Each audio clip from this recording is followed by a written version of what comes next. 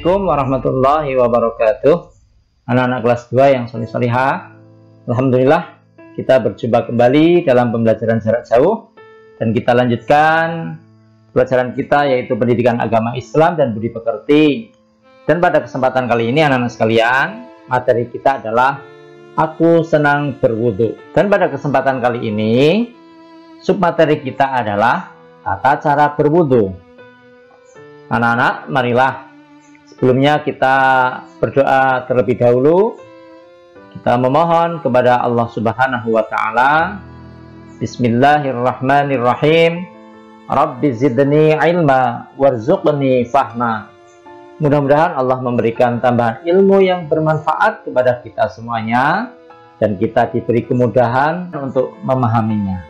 Anak-anak sekalian, tujuan pembelajaran kita pada kesempatan kali ini yaitu setelah kalian memperhatikan dengan baik video pembelajaran ini, diharapkan kalian sebagai peserta didik mampu atau dapat yang pertama terbiasa berdoa sebelum dan sesudah wudhu dengan benar.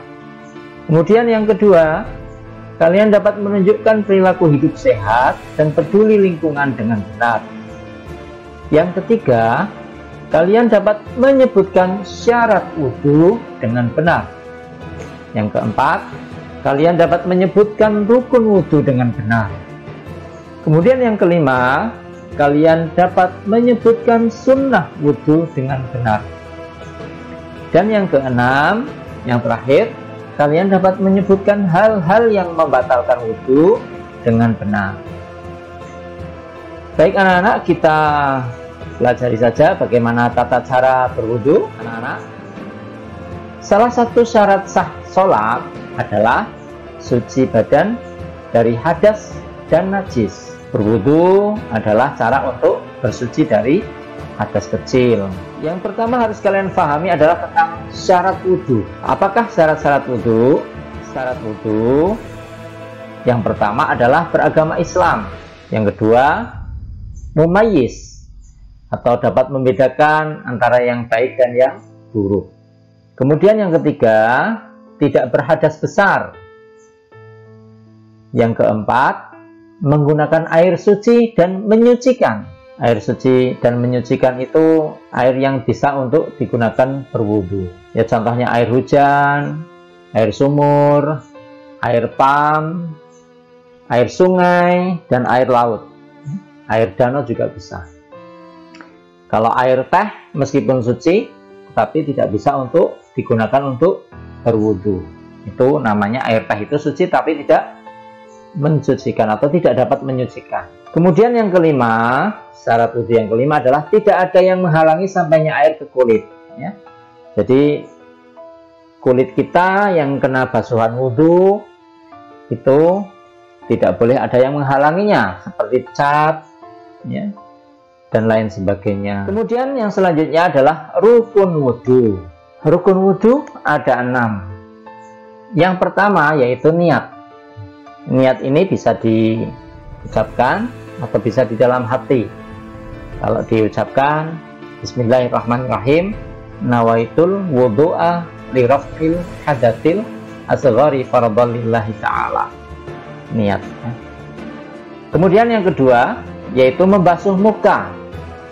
Membasuh muka itu adalah rukun wudhu yang kedua. Kemudian yang ketiga yaitu membasuh tangan sampai siku. Jadi tangan yang dibasuh harus sampai siku. Kemudian yang keempat, mengusap sebagian kepala. Hanya mengusap saja, ya. Tangannya dibasahi dengan air wudhu, kemudian diusapkan ke sebagian kepala. Kemudian yang kelima yaitu membasuh kaki sampai mata kaki. Nah, ini mata kaki kalau dalam bahasa kita adalah polok, ya. Yang nyendul-nyendul itu mata kaki itu basuhnya sampai situ, ya. Nggak usah sampai lutut, ya. Kemudian yang keenam yaitu tertib atau berurutan. Maksudnya apa? Maksudnya dari pertama niat, yang kedua membasuh muka, yang ketiga membasuh tangan sampai siku, yang keempat mengusap sebagian kepala, yang kelima membasuh kaki sampai mata kaki itu dilakukan secara tertib atau berurutan. Nah, sekalian tentang sunnah wudhu. Kalau tadi rukun wudhu itu ketika kalian wudhu itu harus dilakukan. Kalau sunnah wudhu ini dilakukan sangat utama ya, lebih utama. Kalau mungkin dalam suatu kondisi tertentu tidak dilakukan ya tidak mengapa ya. Seperti misalkan airnya sangat sedikit, kemudian orang-orang yang mau wudhu antriannya panjang, tetapi tempat wudhunya hanya satu ya, itu sunnah wudhu bisa tidak dilakukan ya. Baiklah anak-anak, ini sunnah wudhu. Sunnah wudhu yang pertama, membaca basmalah saat memulai wudhu. Jadi ketika mau wudhu, kalian membaca Bismillahirrahmanirrahim. Kemudian yang kedua, membasuh tangan sampai pergelangan ya, sampai pergelangan ugel-ugel ya, membasuh tangan sampai pergelangan, itu sunnah wudhu. Yang ketiga, berkumur-kumur. Setelah membasuh tangan, biasanya kalian berkumur-kumur ya. Kemudian memasukkan air dalam hidung ya, membersihkan hidung. Yang kelima, menyapu kedua telinga, baik di luar maupun yang di dalam ya. Jempol kalian digunakan untuk menyapu kedua telinga yang ada di luar. Kemudian jari telunjuk kalian digunakan untuk menyapu telinga yang di dalam. Kemudian yang keenam, berdoa setelah wudhu. Itu sunnah. Ini sunnah-sunnah wudhu. Banyak anak-anak sunnah wudhu yang lainnya, seperti mengulangi basuhan 3 kali, itu sunnah wudhu. Kemudian ketika berkumur-kumur kalian membuang airnya ke sebelah kiri, itu juga sunnah wudhu. Kemudian mendahulukan yang kanan daripada yang kiri ketika membasuh bagian-bagian yang ada kanan dan kirinya ya, seperti tangan, kaki, itu disunahkan untuk didahulukan yang kanan. Itu sunnah wudhu juga. Kemudian anak-anak, selanjutnya yaitu hal-hal yang dapat membatalkan wudhu kalian ya. Ketika kalian mengalami hal ini, berarti wudhu kalian akan batal. Apa saja hal-hal yang membatalkan wudhu? Yang membatalkan wudhu antara lain, yang pertama yaitu buang angin atau kentut. Jika kalian kentut, berarti wudhu kalian batal. Yang kedua, buang air kecil.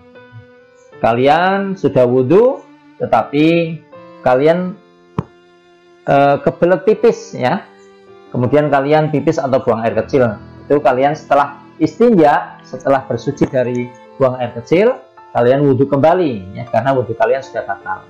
Sama yang ketiga, buang air besar ya. Kasusnya sama seperti nomor 2, buang air besar itu membatalkan wudhu.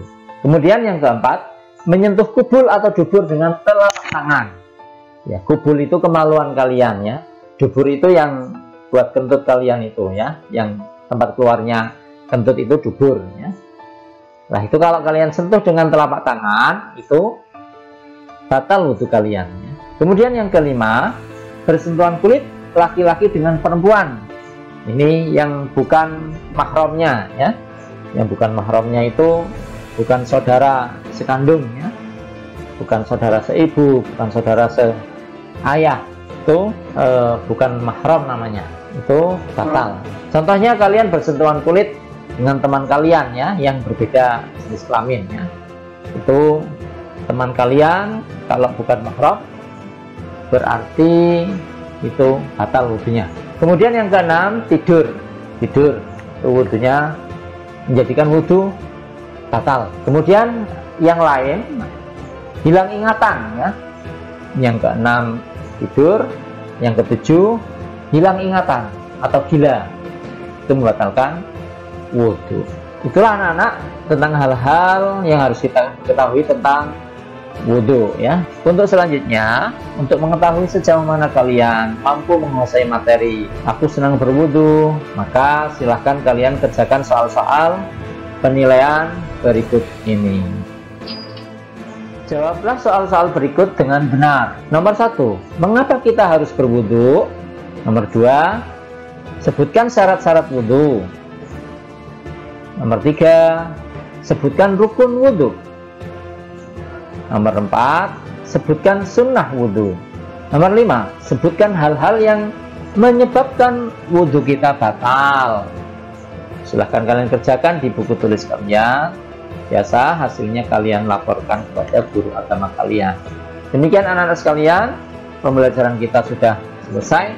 Marilah kita tutup bersama dengan doa sesudah belajar. Alhamdulillahirabbil alamin. Demikian dari Pak Guru, kurang lebihnya mohon dimaafkan. Billahi taufiq wal hidayah. Wassalamualaikum warahmatullahi wabarakatuh.